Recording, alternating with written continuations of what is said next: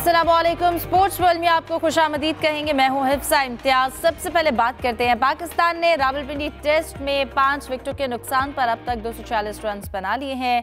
Asif Afridi test खेलने वाले और टेस्ट कैप लेने वाले दूसरे ओल्डेस्ट क्रिकेटर बन गए हैं। पाकिस्तान ने जबकि जनूबी अफ्रीका ने टीम में 2 तब्दीलियां की हैं। वनडे का नया कप्तान कौन होगा और क्या मोहम्मद रिजवान को क़यादत से हटाना नागुज़ीर है, इस पर भी बात करेंगे। इसके साथ साथ पीसीबी ने टेस्ट क्रिकेटर को डायरेक्टर क्रिकेट ऑपरेशंस बनाने के लिए इश्तिहार दे दिया है। ऑस्ट्रेलिया ने पहले वनडे में भारत को आसानी से शिकस्त दे दी है, जबकि वुमेन वर्ल्ड कप की बात की जाए तो भारत की टीम मुसलसल 3 मैचेस हारकर शदीद तनकीद का सामना कर रही है।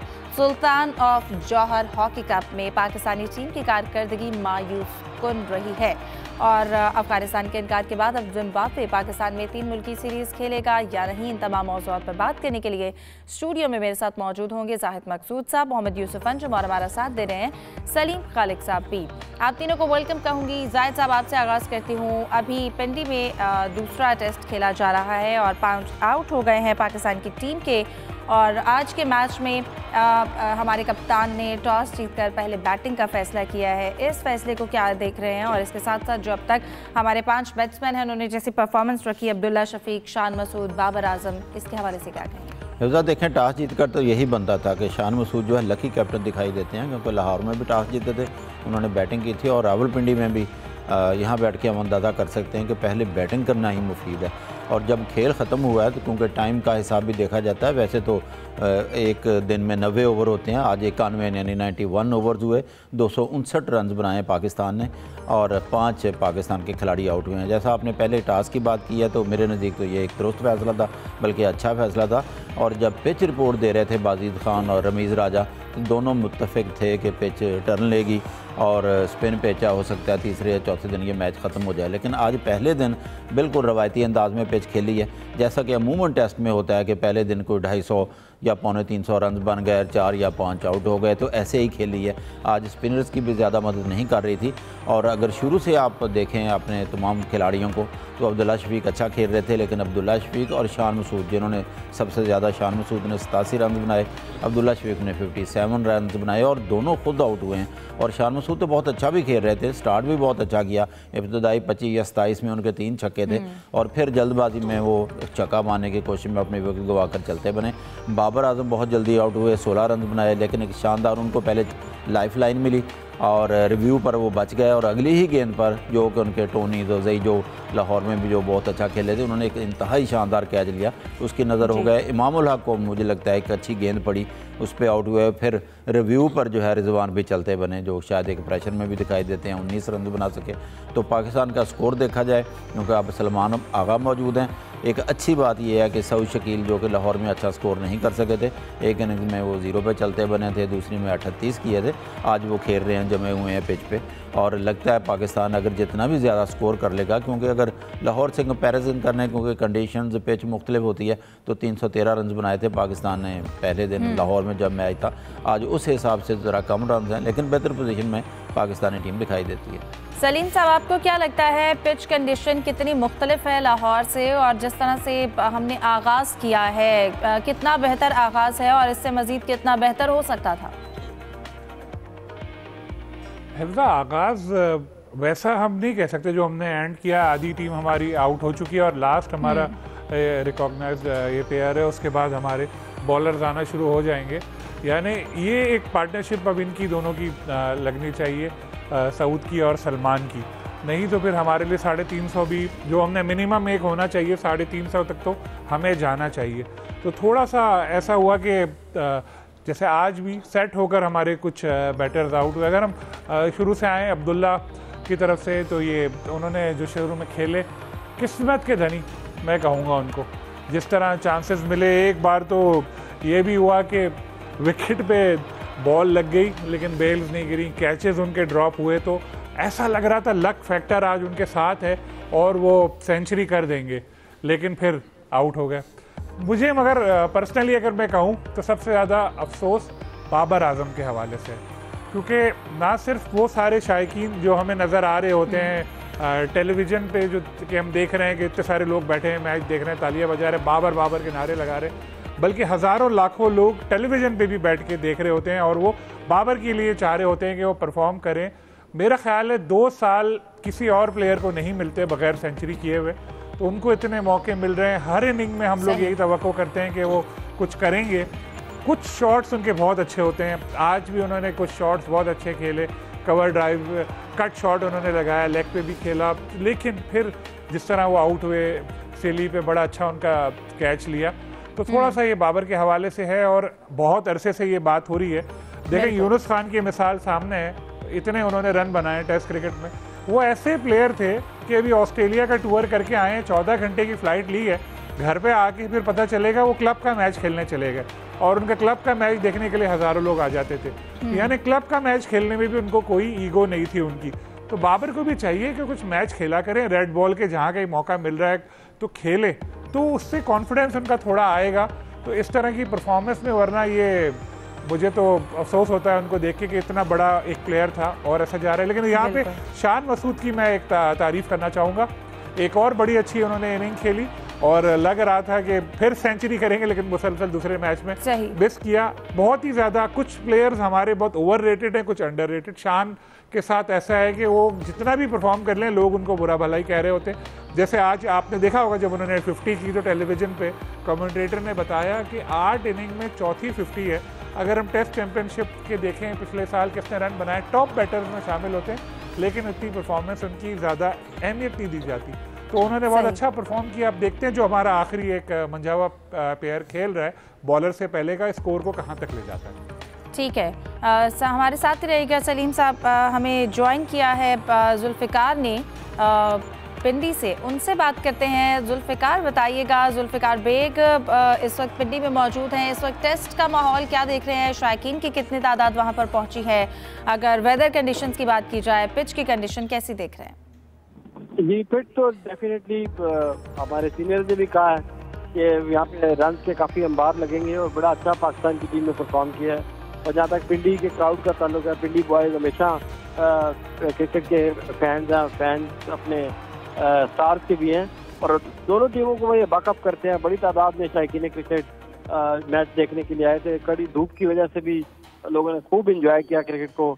यूजुअली जो क्राउड के अंदर जो हमें यंगस्टर्स नजर आए, ज़्यादातर स्कूल और कॉलेजेस से कुछ लोग छुट्टी लेकर या शायद भागकर मैच देखने के लिए आए थे। लेकिन मकसद ये है कि पाकिस्तान के अंदर जो इंटरनेशनल क्रिकेट की बाली है, ये बड़ी खुशाइन बात है। और पिंडी हमेशा से ही टेस्ट क्रिकेट हो, वनडे क्रिकेट हो या T20 हो, किसी भी फॉर्मेट की क्रिकेट हो, पिंडी बॉयज और पिंडी के जो शायकीन है ये क्रिकेट को फुली सपोर्ट करते हैं। जी सही। जुल्फ़िकार बताइएगा, मेहमान टीम है, उन्होंने पिंडी पहुंचने के बाद कुछ एंजॉय भी किया है, वहां पर बाहर घूमे फिरे हैं, मैच खेला जा रहा है, लेकिन इसके साथ साथ एंजॉयमेंट भी भरपूर जारी है।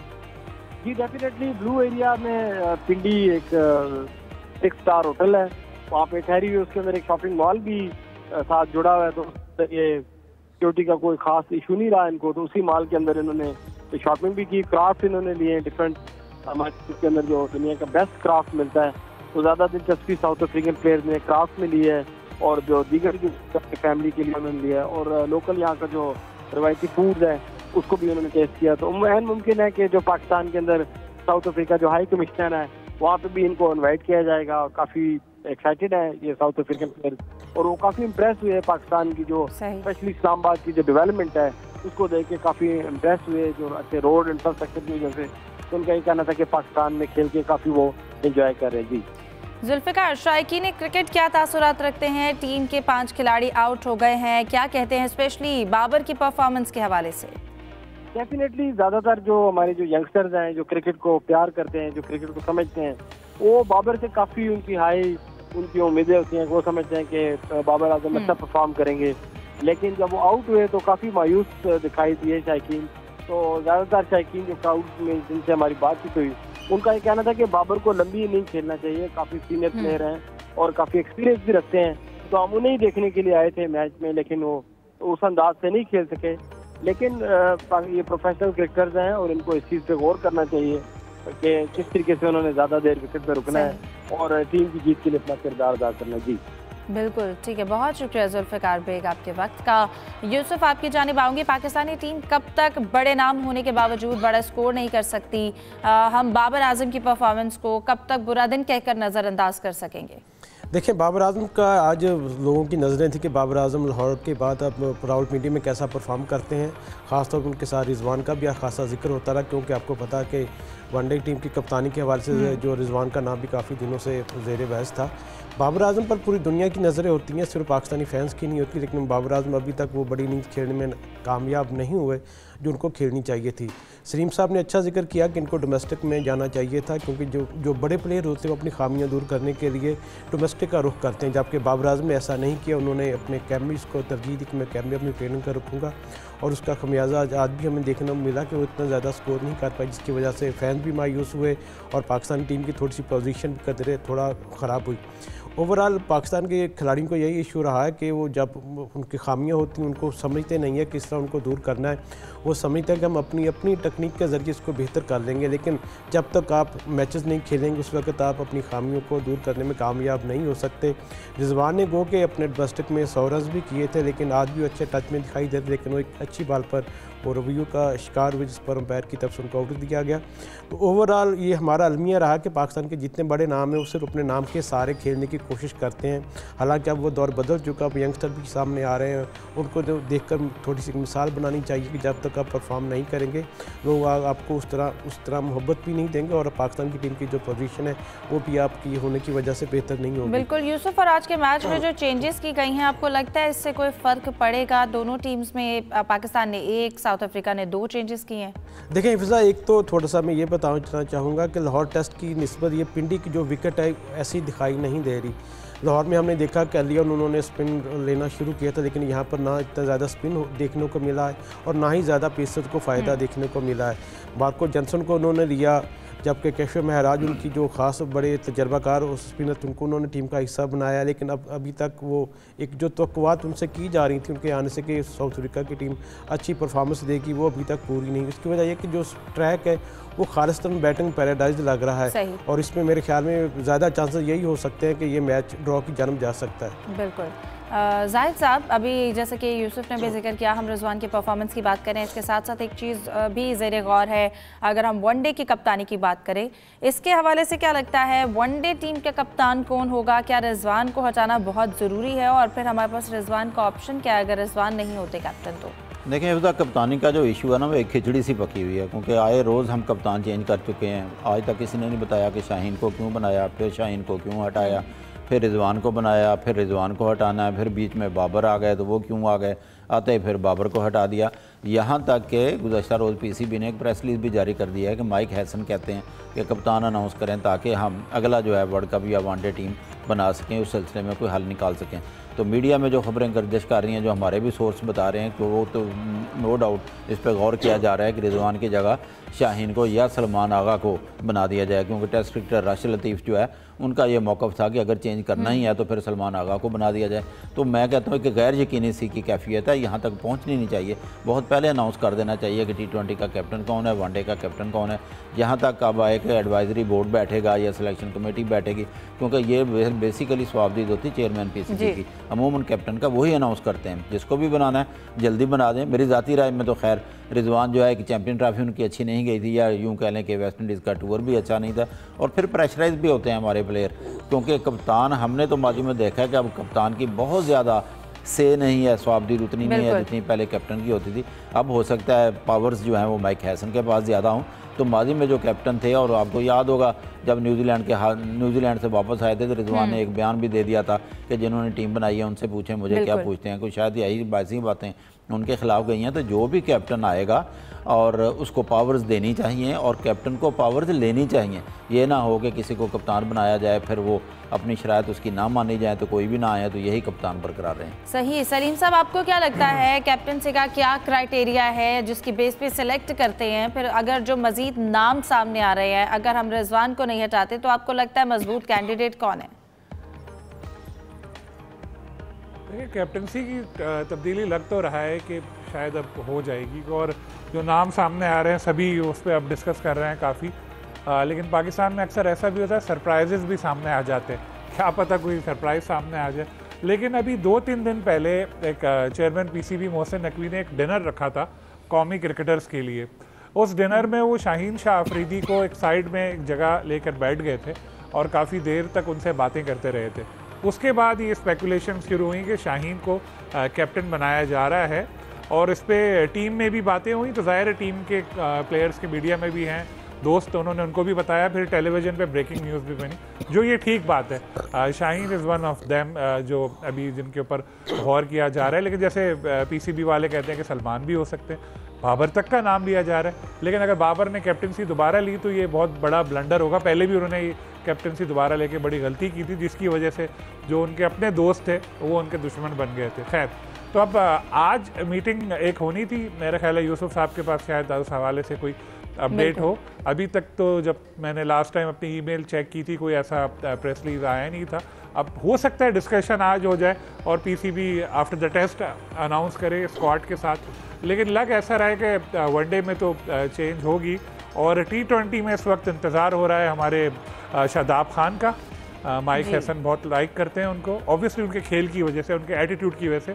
बहुत तगड़ा प्लेयर है शादाब, बैटिंग बॉलिंग फील्डिंग सब में जान लगाता है, टीम मैन है, लोगों के साथ बना के रखता है, तो वो उनको पसंद भी है। फ्रेंचाइज एक है इस्लामाबाद यूनाइटेड, तो ज़ाहिर है बड़ा वक्त साथ गुजरा, आप किसी के साथ रहें तो कंफर्टेबल हो जाते हैं, तो फिर आप उन्हीं लोगों को साथ अपने देखना चाहते हैं। तो शादाब जो हैं उनको 22 तारीख को वापस आना है इंग्लैंड से पाकिस्तान, सर्जरी के बाद अपना रीहैब मुकम्मल करके। बैटिंग बॉलिंग फील्डिंग तीनों उन्होंने प्रैक्टिस शुरू कर दी है। मैच प्रैक्टिस की कमी है, कायदे आजम ट्रॉफी का शायद एक मैच वो खेलना चाहेंगे। लेकिन लेट्स सी जब वो वापस आके टीम को ज्वाइन करते हैं तब टीम के साथ उनकी परफॉर्मेंस कैसी होती है। यूसुफ, आपको क्या लगता है इस हवाले से, क्या खबरें हैं जो वनडे के कैप्टन के हवाले से बात हो रही है, और क्या ये बार बार चेंजेस हमारा जो इस प्रॉब्लम है टीम के साथ, क्या उसका सोल्यूशन है? देखिए इफ्जा, आज रात को यकीनी तौर पर सिलेक्शन कमेटी और जो एडवाइजरी बोर्ड जिसको कहा जाता है कि उसकी मीटिंग होगी। हालांकि बहुत सी चीज़ें पहले से तय हो चुकी हैं।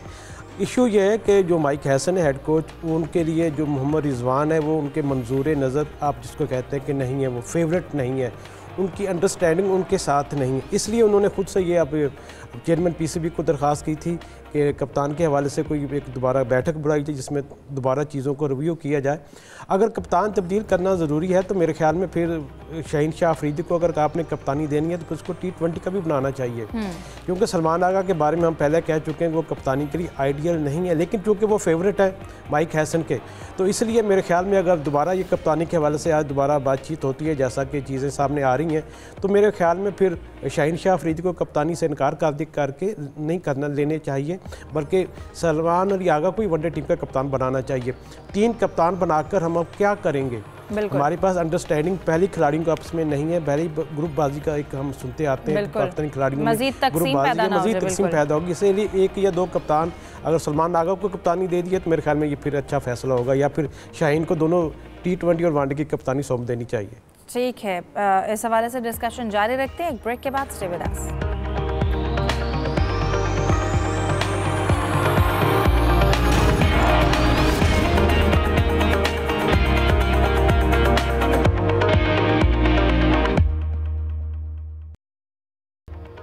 Welcome back. सलीम साहब, आपकी जानिब आऊँगी। आज के मैच में जो चेंजेस हुई हैं, पाकिस्तान ने 1, साउथ अफ्रीका ने 2, लेकिन पाकिस्तान ने जो चेंज किया है, आज आसिफ आफरीदी का डेब्यू है, हसन अली को बाहर बिठाया है। आप उनके डेब्यू के हवाले से क्या समझते हैं? ओल्डेस्ट क्रिकेटर हैं, 39 ईयर्स की एज में उनका डेब्यू हो रहा है, क्या यंग टैलेंट की कमी है या क्या सूरत हाल है?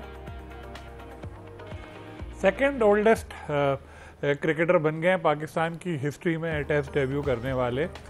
और देखिए, मुझे तो इस पर सख्त एतराज़ है, क्योंकि मेरे एतराज़ की कोई वैल्यू नहीं है, लेकिन मैं कम से कम अपनी बात कह सकता हूँ यहाँ पे कि एक तो उनको जो टीम में लाया गया वही गलत था। एक बंदा जब फिक्सिंग में पकड़ा गया उसको सज़ा हुई, सज़ा उसकी कम की हुई ये भी नहीं बताया गया। अब फिर वो एकदम टीम में आया और टीम में आके टेस्ट के खिला भी दिया उसको, किस बेस पे ये तो सेलेक्टर्स ही बताएंगे। देखिए, ऐसे जो प्लेयर्स हैं इनको कौमी टीम से दूर रखना ज़्यादा अच्छा होता है, जिसके ऊपर कोई दाग लग चुका हो, जो प्रूव हो और उसको सज़ा हुई हो। वजह इसकी ये है कि देखिए, जो दूसरे यंग लड़के खेल रहे होते हैं ना, तो जो ऐसे प्लेयर्स होते हैं जो गिल्टी होते हैं और एकदम कमबैक उनका होता है, तो जिन लोगों ने प्लेयर्स को करना चाह रहे होते हैं ख़राब, वो फिर जो इस तरह के प्लेयर्स होते हैं उनको मिसाल बनाकर पेश करते हैं। देखो वो भी तो था, उसने ऐसा किया, थोड़े अरसे पाबंदी लगी और खेल गया। लेकिन अब पता नहीं पीसीबी ने क्या ऐसी पॉलिसी बनाई है। मैं बिल्कुल नहीं समझता कि हमारे पास यंग टैलेंट की कोई ऐसी कमी हो गई है। हमें स्पिनर को खिलाना ही था, हम अबरार को भी खिला सकते थे। सुफियान स्क्वाड में नहीं है, उनको ले आते। लेकिन अब समझ से बाहर है मेरे। खैर अब इन्होंने डेब्यू किया, हो सकता है 10 विकेटें ले जाएंगे, लेकिन जो गलत है वो गलत है और इनको स्क्वाड में ही नहीं होना चाहिए था। और पता नहीं किस तरह ये जंप लगा कर आए, ऐसा कैसा पैराशूट इनके पास आया कि डायरेक्ट नेशनल कैंप में वो आकर उतरे हैं। सही। और हमारे जो 2 स्पिनर्स हैं वो अच्छा ठीक है। और कितना बेहतर होता अगर मौका देना था तो अगर पहले मौका दिया जाता। जाहिद साहब अगर आप इसमें कुछ ऐड करना चाहें। इसके साथ साथ अब डायरेक्टर क्रिकेट ऑपरेशंस के लिए जो इश्तिहार दिया गया है, आपको क्या लगता है कौन सा टेस्ट क्रिकेटर इसके लिए ज़्यादा उम्मीदवार है?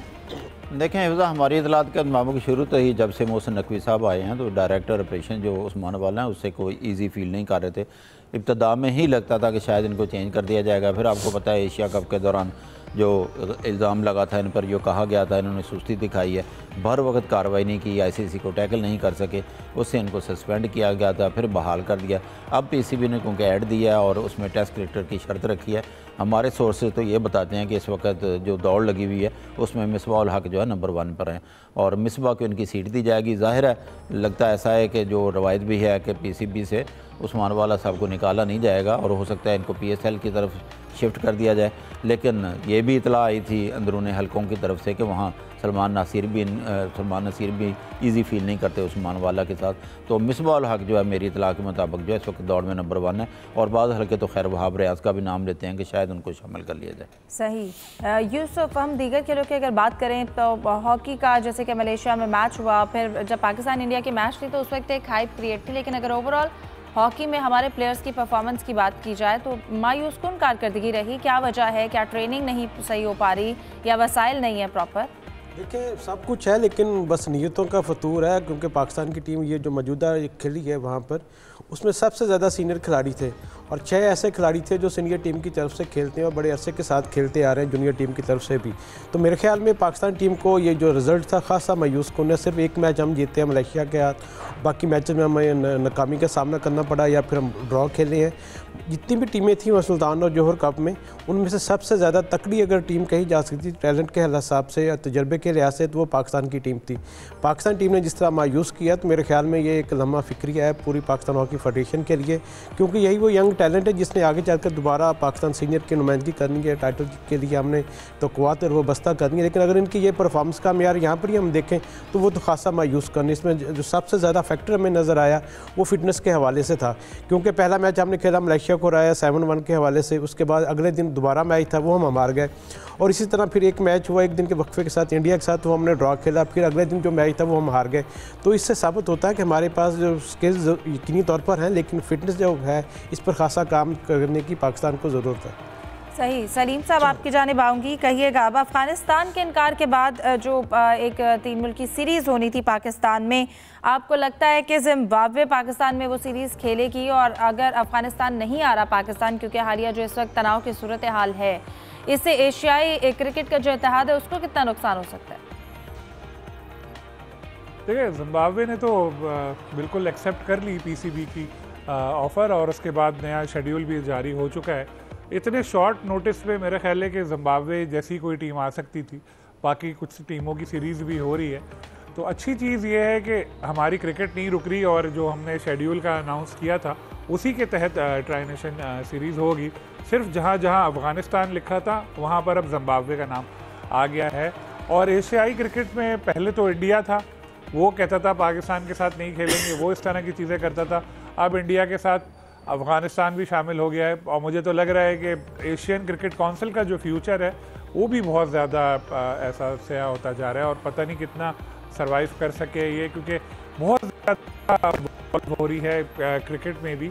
इस चीज़ में थोड़ा सा मैं ये कहूँगा कि पीसीबी को चाहिए था। जिस वक्त ये मामला सामने आए थे, पाकिस्तान अफ़गानिस्तान ताल्लुकात थोड़े ख़राब होना शुरू हुए थे, उस वक्त अगर पीसीबी खुद ही इसको टीम को रिप्लेस कर देता तो बेहतर होता। लेकिन यहाँ चलें, ये पॉइंट अगर आता है कि जी हम क्रिकेट को पॉलिटिक्स से अलग रखते हैं, बिल्कुल ठीक है, हम हटाते नहीं। हम ये कहते हैं कि फ़िलहाल हम ट्राई नेशन सीरीज़ जो है इसको पोस्टपोन कर रहे हैं कुछ महीने के लिए, तो वो इशू ही हल हो जाता। श्रीलंका को तो यहाँ आना ही है, वैसे ही 3 मैचेस खेलने हैं, उसको बोलते 3 मैचेस और खेल लो। लेकिन हमने ऐसा नहीं किया, जिसकी वजह से इनको मौका मिला इंडिया अफ़गानिस्तान को कि इस तरह से पाकिस्तान को बदनाम करे कि जी क्रिकेटर्स के साथ हमारे ऐसा हो गया, ये हो गया। और आप देखें कि आईसीसी ने स्टेटमेंट पूरा इस पर जारी किया है। पाकिस्तान ने कितनी चीज़ें हुई, कभी स्टेटमेंट जारी नहीं किया, और यहाँ कोई तस्दीक नहीं हुई, कुछ नहीं हुई, आईसीसी का स्टेटमेंट आ गया। और जिन मीडिया वालों ने बाहर के ये खबर चलाई कि जी पाकिस्तान ने ऐसा किया जिसकी वजह से ट्राई नेशन से अफगानिस्तान दस्तबरदार हो गया, उन मीडिया वालों ने गवर्नमेंट ऑफ पाकिस्तान का जो मौक़िफ़ आया था तारड़ साहब का, वो क्यों नहीं चलाया? जैसे क्रिक इन्फो सबसे बड़ी क्रिकेट की वेबसाइट है, उसने फ़ौरन न्यूज़ दे दी कि जी आईसीसी ने और इंडियन क्रिकेट बोर्ड ने इस तरह से कहा है और ये गलत हुआ, वो हुआ। तो फिर जो पाकिस्तानी गवर्नमेंट का मौक़िफ़ था वो भी इनको देना चाहिए था। तो इस हवाले से थोड़ा सा पीसीबी को सोचना चाहिए था। लेकिन जैसे मैंने कहा, क्रिकेट बहुत ज़्यादा पॉलिटिकलाइज हो गई है अब, बिल्कुल। और सबसे ज़्यादा बिल्कुल जाहिद साहब, और सबसे ज़्यादा इसको नुकसान क्या कहेंगे भारत ने पहुंचाया? और अगर भारत की अपनी क्रिकेट की बात की जाए, भी हालिया जो ऑस्ट्रेलिया के साथ उनका मैच हुआ, ऑस्ट्रेलिया ने उनको जिस तरह से शिकस्त दी है, एक जो उनका सुपर पावर था, और क्रिकेट के लिहाज से कई ऐसे खिलाड़ी थे जिनकी वापसी हुई है, उन्होंने काफ़ी गैप के बाद खेला है, फिर भी इस तरह की परफॉर्मेंस उन्होंने मैच में रखी। देखें हिफ्ज़ा, जब इंडियन टीम ने जाना था ऑस्ट्रेलिया, आपको पता है अमूमन इंडिया जब ऑस्ट्रेलिया जाती है या ऑस्ट्रेलिया इंडिया आती तो बड़ी हाइप होती है, पूरी दुनिया की नज़रें इस पर होती हैं। और फिर अचानक उन्होंने रोहित शर्मा, जो उनके वनडे के कैप्टन भी थे और अगला वर्ल्ड कप तक वो खेलना भी चाहते हैं, जो मीडिया की रिपोर्ट्स हम तक पहुँची हैं, उसकी जगह उन्होंने शुभमन गिल को बना दिया था, गेल को। और फिर काफ़ी तनकीद हुई। विराट कोहली, जिन्होंने बड़े अरसे से इंग्लैंड में डेरा लगाया हुआ था, वहीं प्रैक्टिस करते थे और ज़ाहिर है बहुत बड़े क्रिकेटर हैं, लेकिन पर्थ में वो टॉस हारे और फील्डिंग को प्रेफर किया ऑस्ट्रेलिया की टीम ने। इससे पहले आपको याद होगा उन्होंने एक प्रोमो भी जारी किया था हाथ मिलाने वाला, जिस पे बड़ी तनकीद हुई, बड़ी लहदे हुई, और ख़ास तौर पर सोशल मीडिया और दूसरा मीडिया इंडिया का बड़ा सीफा हुआ था इस चीज़ पे। तो वहाँ पे एक अच्छा मैच था, लेकिन बारिश की वजह से बार बार डिस्टर्ब हुआ। 26 ओवर्स का मैच हुआ है, लेकिन लगता नहीं था कि ये वो बारी भारतीय टीम है जो माजी में यहाँ पर आती है। और आपको याद है कि बड़ी आसानी के साथ 7 विकेटों के साथ ऑस्ट्रेलिया ने जीत लिया। अभी 2 मैच रहते हैं, वनडे सीरीज़ के लिए वहाँ पे टीम गई हुई है। और थोड़ा सा सियासत को हटकर भी देखा जाए, ऑस्ट्रेलिया बहुत अपर हैंड था, बहुत ही अच्छा खेले उनके प्लेयर जो ऑस्ट्रेलिया के, और 1 साइडेड बना दिया उन्होंने ऑस्ट्रेलिया इंडिया के खिलाफ मैच। बिल्कुल। और ऑस्ट्रेलिया के साथ नहीं सिर्फ मेंस के अलावा अगर वुमेन की भी बात की जाए, तो वुमेन की भी जो परफॉर्मेंस है वो अच्छी नहीं रही है, और अपने मीडिया में उन्हें काफ़ी तनकीद का सामना करना पड़ा है। प्रोग्राम को वाइंड अप करते हैं। आप तीनों मेहमानों का बहुत शुक्रिया, हमें दीजिए इजाज़त। अल्लाह हाफ़िज़।